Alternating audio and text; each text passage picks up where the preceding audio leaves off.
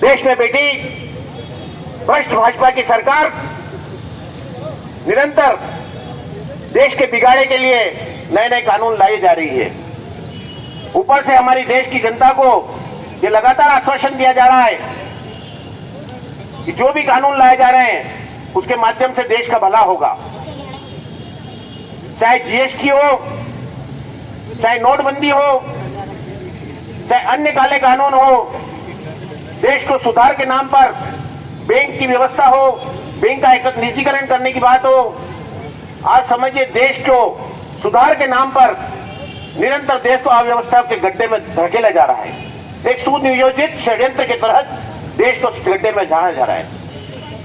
आदरणीय मनमोहन सिंह जी के समय जो देश की विकास और प्रगति की दर थी वो लगातार माइनस में गिरती जा रही है। आंकड़ों का नया मायाजाल फेंका जा रहा है। देश के चुनिंदा उद्योगपतियों को फायदा देने के लिए निरंतर भारतीय जनता पार्टी की सरकार नई नई योजनाओं को लाई जा रही है। देश का दुर्भाग्य है, काम धंधे व्यापार व्यवसाय लगातार निजी हाथों में दिए जा रहे हैं। एक बहुत बड़ा उद्योग, क्योंकि जो निरंतर आदमी की आवश्यकता है, रोटी कपड़ा और मकान, जिसके दो क्षेत्र पूर्व में से ही इन बड़े उद्योगपतियों के कब्जे में है। मकान और कपड़ा दो बड़े उद्योगपतियों के हाथ में पूर्व से जा चुके हैं, लेकिन एक व्यापार और एक व्यवसाय पर इनकी गिद्ध निगाह लगी हुई थी। वो व्यवसाय और व्यापार था कृषि, जिससे आम जनता का पेट भरने का सवाल था। उस व्यापार व्यवसाय में इनको मुनाफे के चांस दिखे। इन उद्योगपति मित्रों को, माननीय प्रधानमंत्री जी के उद्योगपति मित्रों को सबसे ज्यादा अगर फायदे का कोई व्यापार नजर आया, वो व्यापार नजर आया कृषि। मैं आप सभी साथियों से, व्यापारी दोस्तों से कहना चाहता हूं कि किसानों को गुलाम बनाने का प्रयास इस बिल अध्यादेशों के माध्यम से किया जा रहा है। माननीय कृषि मंत्री जी ने प्रश्न किया, अगर किसान खुशहाल है, किसान अच्छी स्थिति में है, तो किसान इतने आत्महत्या क्यों की पीछे? मैं माननीय तोमर साहब को बताना चाहता हूं, मेरे मित्र भी रहे हैं और कई बार मुलाकात हुई उनसे। माननीय तोमर साहब, याद कीजिए जब देश आजाद हुआ था, 31 करोड़ देश की जनता थी और 20% जनता के लिए खाने का अनाज, और वो भी मात्र 5 तरह का उद्यान इस देश में पैदा होता था। आज देश का किसान 130 करोड़ जनता को खिला रहा है और जितना खाद्यान्न और दलहन और फ्रूट पैदा कर रहा है, उतनी ही मात्रा में वह एक्सपोर्ट भी कर रहा है। माननीय कृषि मंत्री जी, आपकी सरकार ने ही आंकड़े पेश किए कि आजादी के बाद से इस देश के किसानों ने अपने उत्पादन में 70 गुना वृद्धि की है, 70 गुना। नौजवान दोस्तों, मेरी बहनों, किसान के ऊपर क्या चर्चा करना? कोई अपने माई बाप के बारे में बोलता है क्या? अन्नदाता को भी पहचानना है क्या? अब ये बात आप लोगों से अलग हटके कहना चाहता हूँ कि देश के किसानों के लिए लाए गए इस जजिया करी कानून का हम मुखालफत, खिलाफत करते हैं, विरोध करते हैं और किसानों का समर्थन करते हैं। ये धरना हम दे रहे हैं। प्रशासन सुन ले, मुकदमे में नाम लिखना हो तो लिख ले। अब बात यहाँ पे आती है कि इस देश में कानून बन रहा है हिंदू और मुस्लिम पे। बताया जा रहा है मुसलमान ये कर रहा है और हिंदू खतरे में है। अंबानी और अडानी के लिए उगाने वाली फसल को देने की तैयारी की जा रही है। उसी तरीके से जैसे छोटी छोटी बैंकों को बड़ी बैंकों में मर्ज करके अब यह प्रस्ताव लाया जा रहा है कि बैंक भी प्राइवेटाइजेशन में किए जाएंगे। ये प्राइवेटाइजेशन के लिए आप हम में से तो कोई उद्योगपति बना नहीं, कोई अरबपति खरबपति है नहीं। लेगा कौन? और ये कंपनियों का मालिक कौन? सब विदेशों के हाथ में गिरवी है। और विदेशों के हाथ में जब भी जंग हुई, ये लोग तुम दबा के पीछे बैठे रहे।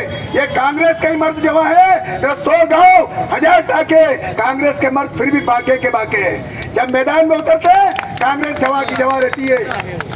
और जिन भाइयों को बरगलाया था, समय बताएगा, ये चाय 20 रुपए में मिलेगी आपको 2023-24 में। किसान जो आंदोलन कर रहा है वो इसलिए आंदोलन कर रहा है कि उनका मिनिमम समर्थन मूल्य न्यूनतम समर्थन मूल्य सरकार द्वारा मंडी के बाहर लागू नहीं किया गया है।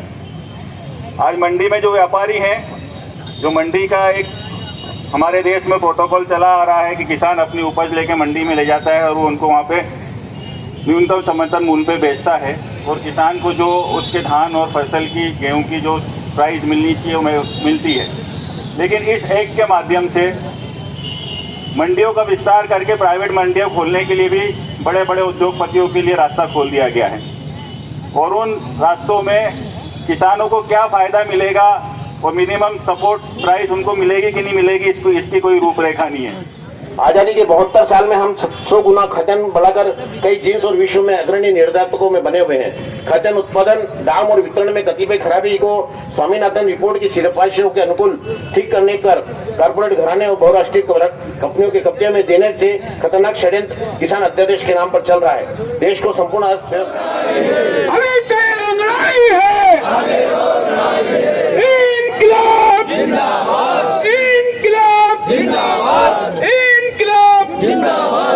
किसानों के सम्मान में, किसानों के सम्मान में। अब मैं आभार प्रदर्शन के लिए हमारे पूर्व अध्यक्ष विगत कई दिनों से बैठे हमारे दिल्ली में अन्नदाता जो लगातार आंदोलनरत हैं, आज उनके आह्वान पर भारत बंद का आह्वान किया गया। जो मोदी सरकार द्वारा तीनों काले कानून, कृषि विधेयक लाए गए हैं, उनके विरोध में आज भारत बंद का आह्वान किसान संगठनों द्वारा किया गया। उनके समर्थन में शहर कांग्रेस कमेटी द्वारा आज हमारे शहर के सभी कार्यकर्ता बंधु उनके समर्थन में आज यहाँ पर धरने पर बैठे और महामहिम राष्ट्रपति जी के नाम पर हमने यहाँ पर ज्ञापन सौंपा है कि ये अपनी वैधानिक शक्तियों का उपयोग कर तीनों विधेयकों को वापस करें। इन कानूनों से निरंतर देश की किसानी खतरे में है, देश का किसान खतरे में है, देश की अस्मिता खतरे में है। जो देश का अन्नदाता है, जो देश को पाल रहा है, उसकी अस्मिता और उसकी आजीविका पे ये जो प्रश्न चिन्ह उठा रहे हैं विधेयक, इसके विरोध में आज हमने शहर कांग्रेस के माध्यम से प्रदर्शन और धरना दिया है। अगर ये कानून वापस नहीं होता तो रतलाम कांग्रेस का अगला रूप क्या रहेगा? जो हमारे प्रदेश कांग्रेस से जिस प्रकार के निर्देश मिलेंगे, अगर इस संबंध में और आंदोलन तीव्र करना पड़ा तो निश्चित तौर से शहर कांग्रेस कमेटी के माध्यम से हम तेज आंदोलन और भी करेंगे किसानों के समर्थन।